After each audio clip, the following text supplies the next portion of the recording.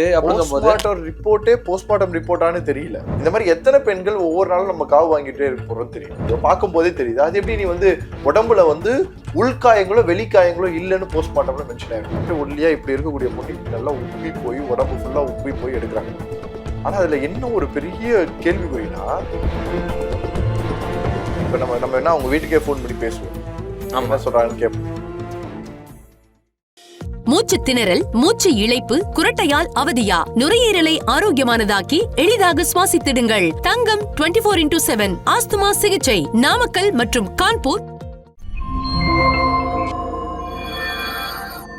King TV நேயர்களுக்கு வணக்கம். இன்றைய நேர்காணலில் நம்மோடு இணைந்திருக்கும் சிறப்பு விருந்தினர் சமூக செயற்பாட்டாளர் திரு ஹரிகிருஷ்ணன் அவர்கள். சார் வணக்கம். வணக்கம். இன்னைக்கு அண்ணா யூனிவர்சிட்டியில் நடந்த ஒரு மாணவிக்கு நடந்த அந்த பாலியல் அபியூஸ் தான் இன்னைக்கு பெருசாக பேசிக்கிட்டு இருக்கோம். இன்னைக்கு ஒட்டுமொத்த தலைவர்களும் எதிர்க்கட்சி தலைவர்களும் ஆர்ப்பாட்டம் பண்ணிட்டு இருக்காங்க. இந்த சமயத்தில் சத்தம் இல்லாமல் ஒரு இடத்துல ஒரு சம்பவம் நடந்திருக்கு. அதாவது புதுக்கோட்டை மாவட்டம் கரம்குடி தாலுக்கா கருக்காக்குச்சின்னு ஒரு கிராமத்தில் ஒரு நர்சிங் படிக்கிற 3ஆம் ஆண்டு மாணவிக்கு ஒரு அபியூஸ் நடந்திருக்கு. ஆனால் அது இன்னைக்கு தற்கொலைன்னு சொல்லிட்டு இருக்காங்க. அந்த சம்பவத்தை நீங்கள் எப்படி பார்க்குறீங்க? அதாவது இப்போ அண்ணா யூனிவர்சிட்டியாகவே இருந்தாலும் அல்லது இந்த கற்காக்குறிச்சி ஊராகவே இருக்கட்டும், இல்லை பேரே தெரியாத கிராமமாக இருக்கட்டும், அவங்கள யாரோ ஒரு இன்ஃப்ளூயன்சிங் பர்சன் பெருசாக பேசலைன்னா அவங்களுக்கு ஒன்று நடந்ததுன்றதே இந்த உலகம் தெரிஞ்சுக்க. இதுதான் நிதர்சனமான வாழ்க்கை. இன்னைக்கு அண்ணா யூனிவர்சிட்டியில் இந்த பொண்ணோட கேஸை பேசுகிற நாம, இதே இடத்துல அண்ணா யூனிவர்சிட்டியில் எத்தனையோ பெண்களுக்கு இந்த துயரங்கள் ஏற்பட்டிருக்கு. கண்டிப்பாக எத்தனையோ பேர் இதை மாதிரி கம்ப்ளைண்ட் கொடுத்து நடவடிக்கை எடுக்க முடியாமல் மாட்டிட்டும் இருந்திருக்காங்க. இந்த மாதிரி நிறைய விஷயங்கள் கடந்து தான் வந்திருக்காங்க. இதுல கிராமங்கள்லாம் சொன்னீங்கன்னா நீங்க இதுவே கிடையாது. இங்கே சிட்டியாவது பார்த்தீங்கன்னா எங்கே சுற்றினாலும் ஏதாவது வகையில் நியூஸ் ஸ்ப்ரெட் பண்ணிட முடியும். ஆனால் கிராமங்கள் அப்படி கிடையவே கிடையாது. அதுவும் புதுக்கோட்டை மாதிரியான ஒரு மாவட்டங்கள்லாம் பார்த்தீங்கன்னா, இந்த மாதிரி கரம்பக்குடியெல்லாம் பார்த்தீங்கன்னா நான் நிறைய ட்ராவல் பண்ணியிருக்கேன். அப்போல்லாம் அந்த கஜாலேருந்து நிறைய ஒர்க் பண்ணியிருக்கேன். அங்கெல்லாம் பார்த்தீங்கன்னா நிறைய 2 வகையில் ஒரு விஷயங்கள் இருக்கும். ஒன்று காதல் சார்ந்திருக்கும், அல்லது ஜாதி சார்ந்திருக்கும், அல்லது எனக்குன்னு ஒரு இது இருக்கும்.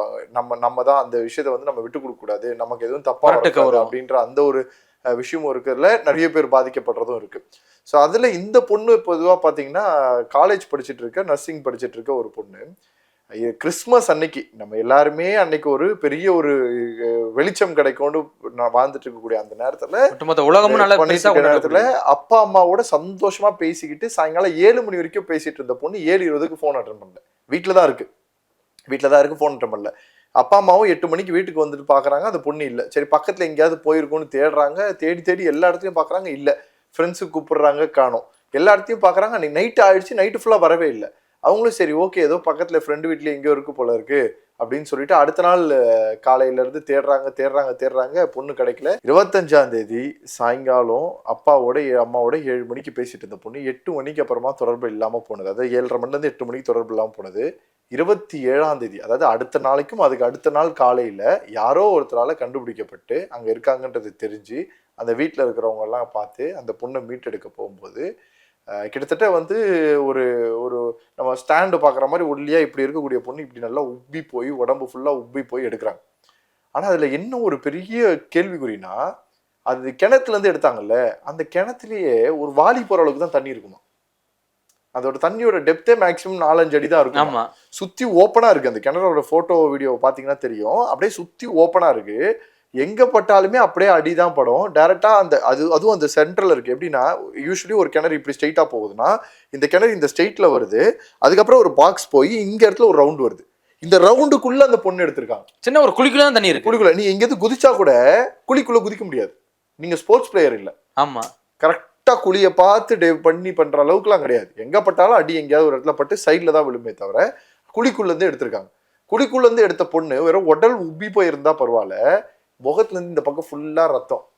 2 நாள் தண்ணில இருந்து வெளியில வந்தா ரத்த காயத்தை பார்க்கவே முடியாது. கண்டிப்பா அது எல்லாம் பாடி ரொம்ப டீகம்போஸ் ஆயிருக்கு. போஸ்ட்மார்ட்டம் ரிப்போர்ட்டே போஸ்ட்மார்ட்டம் ரிப்போர்ட்டானு தெரியல.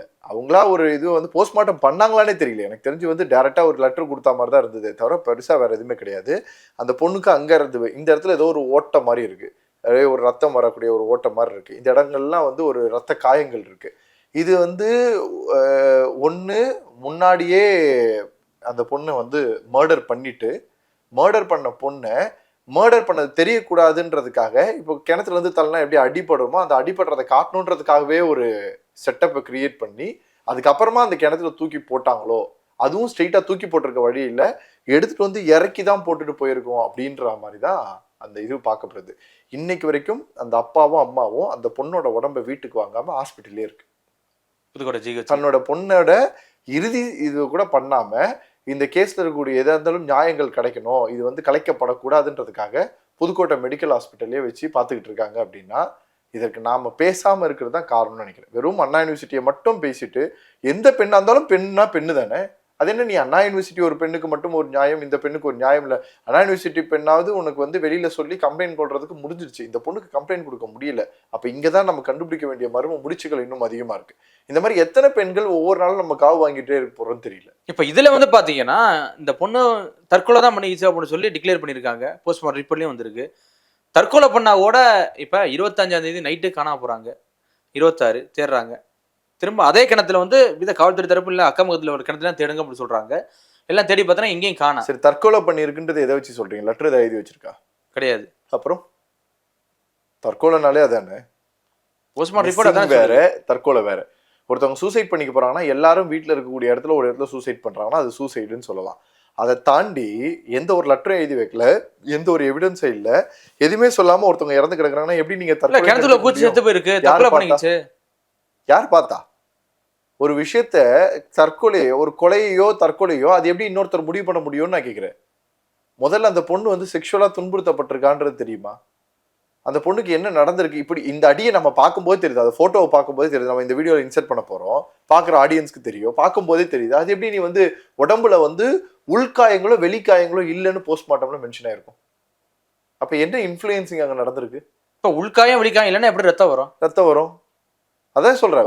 அதுலயே பாருங்க, பாடி டீகம்போஸ் ஆயிருன்னு சொன்னா ரத்தம் எப்படி அப்படியே ட்ரையா இருக்கு, ஃப்ரெஷ்ஷா இருக்க மாதிரி இருக்கு. தண்ணிக்குள்ள ஊறி போய் ஒரு விஷயத்தை நீங்க எடுக்கும் போது அந்த இடத்துல வந்து டீகம்போஸ் ஆகி ஒரு நாளைக்கு முன்னாடியே அடிபட்டு நீங்க விழும்போது தானே சார் அடிப்படும். ஆமா, எக்ஸாம்பிளா வச்சுப்போம். 25ஆம் தேதி சாயங்காலமே அந்த பொண்ணு வந்து தற்கொலையே பண்ணிக்கிச்சு சார், மேல வந்து குதிச்சு சார், எல்லாரும் சொல்ற மாதிரி அது கல்லு மண்ணெல்லாம் இடிச்சு அப்படியே உருண்டு போய் அந்த தண்ணியில விழுந்துச்சு சார். இப்படியே வச்சுக்கலாம். இத்தனைக்கும் அது கிணறு ஃபிளாட்டா தான் இருக்கு, நம்மளாம் சொல்ற மாதிரி அது சர்வலா இருந்து உருண்டு போய் விழுந்துச்சுன்னு வச்சுக்கலாம். அடிபட்டு உழுந்து போய் விழுந்துச்சா? 25ஆம் தேதி நைட்ல இருந்து 27ஆம் தேதி வரைக்கும் ரெண்டு பகலை தாண்டிருச்சு. அப்படின்னா அந்த 2 பகல் பார்த்த ஒரு உடம்பு வந்து எப்படி அந்த ரத்தத்தோட அப்படியே இருக்குமா?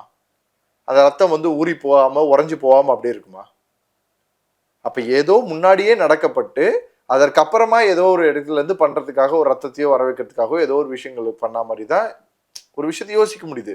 நம்ம வந்து தற்கொலைன்னு ஓகே, தற்கொலையாகவே இருந்துட்டு போட்டோம். ஏன் தற்கொலை பண்ணுச்சு? ஏன் கண்டுபிடிச்சா என்ன? தற்கொலை இருந்தா ஒண்ணு வீட்டுல இருக்க ப்ரெஷரா, இல்ல வெளியில இருக்க ப்ரெஷரா, இல்ல வேற யாராவது அந்த பொண்ணை வந்து அபியூஸ் பண்ண ட்ரை பண்றாங்களா, இல்ல அது வேலை பார்க்குற இடத்துலயோ இல்ல படிக்கிற இடத்துலயோ ஏதாவது தப்பு நடந்துட்டு இருக்கா? அப்ப இதெல்லாம் கண்டுபிடிக்கிறதுக்கு தானே தற்கொலைக்கும் ஒரு ரீசன் இருக்குல்ல. சும்மாவே ஒருத்தவங்க நான் சும்மா இருக்கேன் தலைமுடி வாரிக்கிட்டு வீட்டுல உட்காந்துருக்கேன் இருக்க மாதிரியா தற்கொலை பண்ணிப்பாங்க? இல்ல 7 மணி வரைக்கும் என் அப்பா எனக்கு நூடுல்ஸ் வேண்டாங்க சாப்பிடணும்னு சொல்லி சந்தோஷமான அப்பா அம்மாவோட பேசிட்டு இருந்திருக்க பொண்ணுக்கு வந்து வேற கவலை. நான் தான் சொல்றேன், ஒருவேளை அப்படி தவறுகளே இருந்தாலும் அப்ப யாரோ ஒருத்தர் தற்கொலை பண்றதுக்கு ஒருத்தர் காரணமா இருக்கணும் சார். தூண்டுதலாக இருந்தாலும் தற்கொலையாக இருந்தாலும் ஒரு தூண்டுதல் காரணம் இருந்திருக்கணும். அப்ப அதை கண்டுபிடிக்கவே இல்லை அப்படின்னா அப்ப இன்னொரு கொலையும் தற்கொலையும் நடக்கிறதுக்கு காரணத்தை வழிவகுத்து கொடுக்குறோம் தான் நம்ம அர்த்தம். இப்ப அது நடந்துட்டு இருக்கிறதுக்கு யாரும் கேள்விக்குறி வைக்கப்படுறா? இன்னைக்கு வந்து நீங்க அது வந்து வடகாடு போலீஸ் ஸ்டேஷன்ல வந்து லிமிடேஷன்ல கொடுத்துருக்காங்க, கம்ப்ளைண்ட் கொடுத்துட்டாங்க. ஓகே, தனக்கு அமைக்கப்பட்ட ஒரு விஷயங்கள தவறுகள் நடக்குதுன்ற பட்சத்துல நம்மளால கண்டுபிடிக்க முடியல நடத்தது, அதுக்கு அடுத்த தீமை கேட்டு நம்ம என்ன ஹெல்ப் வேணும்னு சொல்லி நம்ம பார்த்தாகணும். ஸ்டேஷனா இருந்தாலும் யாரா இருந்தாலும் அதோட தலையீடுகள் தரப்பு கவர்மெண்ட்டுக்குள்ள வரணும். எல்லா விஷயங்களையும் நம்ம பார்க்கணும். யாரோ ஒரு பொண்ணு, பணம் இல்லாத பொண்ணுக்கும் பணம் இருக்கிறவங்களுக்கும் இருக்க வித்தியாசம். இந்த செஸ் போர்டு விளையாடுறதுக்கும் கேரம் போர்டு விளையாடுறதுக்கும் இந்த வேர்ல்டு சாம்பியன்ஷிப்ல டிஃபரன்ஷியேட் காட்டினாங்க பாருங்க. இவருக்கு வந்து பணக்காரத்துல இருந்து படிச்சுட்டு வந்ததுனால இவருக்கு 5 கோடி ரூபாய், ஏழை வீட்டுல இருந்து வந்ததுனால இதுக்கு 1 கோடி ரூபாய் கொடுத்தாலே போதும், அதுவும் 4 பேர் போராட்டம் பண்ணதான் வேணுன்ற மாதிரி கடிச்சு மாத்தி விட்டாங்க பாருங்க. ஆமா, இப்படிதானே இருக்கு. என்ன சார் எதுலையுமே நியாயம் இருக்க மாட்டேங்குதுன்னா என்ன சார்? ஒருத்தர் பெரிய இடத்துல பணக்காரனா நல்லா சூப்பரா பயங்கரமா இருந்தானா அவனுக்கு பெரிய விருது வச்சு மேடை வச்சு அங்கீகாரம் வச்சு 1000 பேரை கூப்பிட்டு சோறு போட்டு அதுக்கு 1 கோடி ரூபாய் செலவு பண்ணி அவனுக்கு ஒரு 5 கோடி ரூபாய் பணமும் கொடுப்பீங்க. ஆனா ஒரு பொண்ணு ஒரு காலேஜுக்கு ஒரு அங்கீகரிக்கப்படாத இடத்துல இருந்து கஷ்டப்பட்டு எப்படியோ முன்னேறி எல்லா தடைகளும் மீறி கடைசியில் ஜெயிச்சு வந்து அந்த பொண்ணு வந்து நின்றுச்சுன்னா அந்த பொண்ணை மதிக்கூட மாட்டோம்.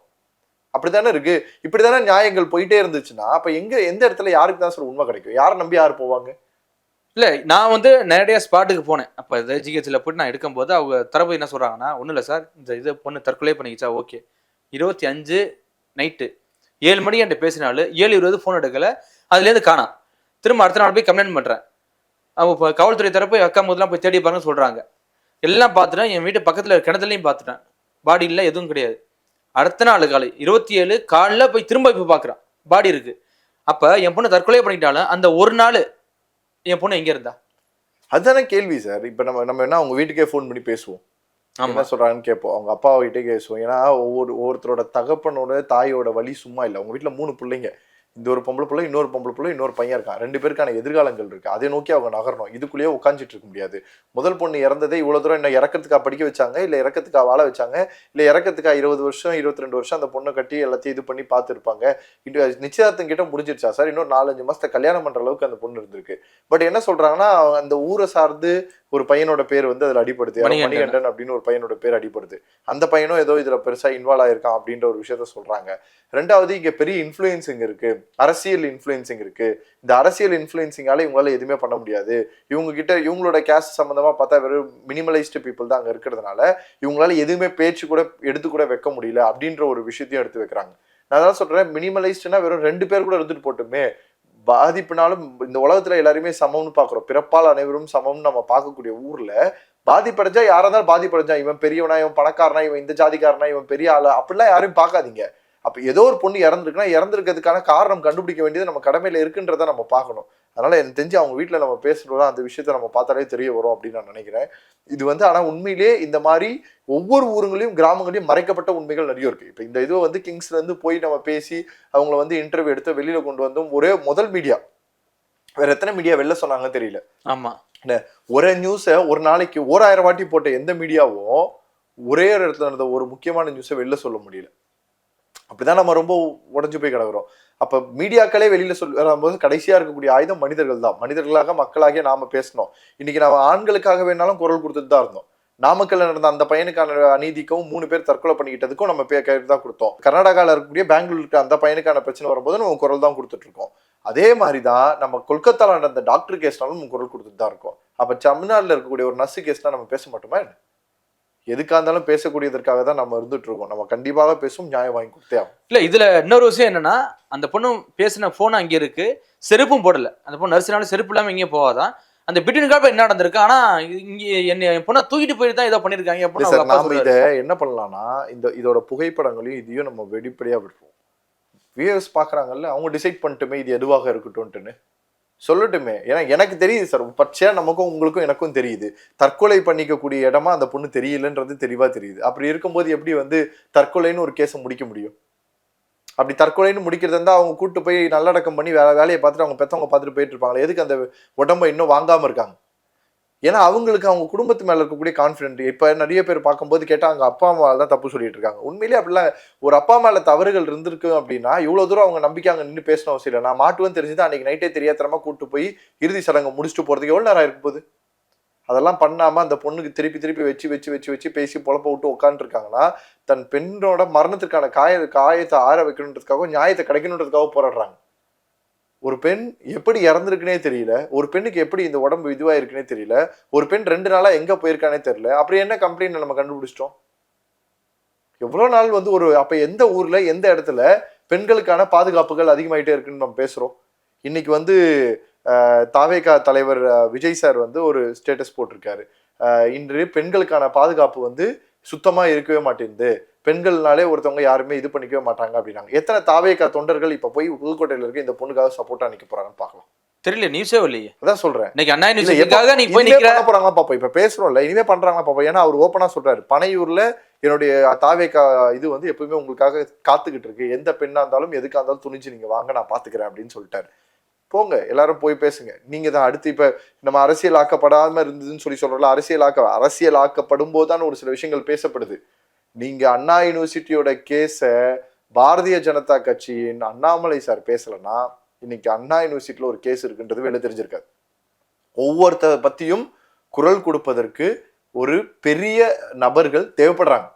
நீங்க அதை எக்காரணம் கொண்டா வச்சுட்டு போங்க. நீங்க அவங்க அரசியலுக்காக பேசுறாங்களா, காரணங்களுக்காக பேசுறாங்க, எப்படி வேணா வச்சுட்டு போங்க. ஆனால் அவங்க யாரோ ஒருத்தவங்க இன்ஃபுளுன்ஸ்டா இருக்கக்கூடியவங்க பேச போய் தான் இந்த தமிழ்நாடு முழுக்க அதை திருப்பி பார்த்து பேச ஆரம்பிக்கும்.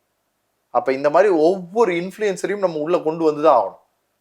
அப்ப இந்த இடத்துல இன்னைக்கு அவர் விட்டுருக்கக்கூடிய ஸ்டேட்மெண்ட் கூட ரொம்ப நல்ல ஸ்டேட்மெண்ட். பெண்களுக்காகவும் இவங்களுக்காக நான் குரல் கொடுப்பேன்னு அவங்க கையில இருந்தாங்கன்னா அப்போ குரல் கொடுக்கக்கூடிய இந்த மாதிரி ஒரு சில விஷயங்கள் நீங்க பெருசா தெரிஞ்ச அண்ணா யூனிவர்சிட்டியை விட்டுட்டு தெரியவே தெரியாத இந்த மாதிரி ஒவ்வொரு கையில குடிச்சிடுவாங்க. கைக்காக்குறிச்சி மாதிரியான ஊர்ல இருக்கக்கூடிய கிராமங்கள்ல இருக்கக்கூடிய கண்ணே தெரியாத பல ஊர்கள்ல இருக்கக்கூடிய வழியே இல்லாத கிராமங்கள்ல வசிக்கக்கூடிய அந்த பெண்களோட நிலைமையை வெளில எடுத்துட்டு அதுக்குன்னு ஒரு ஃபோரம் கிரியேட் பண்ணுங்க.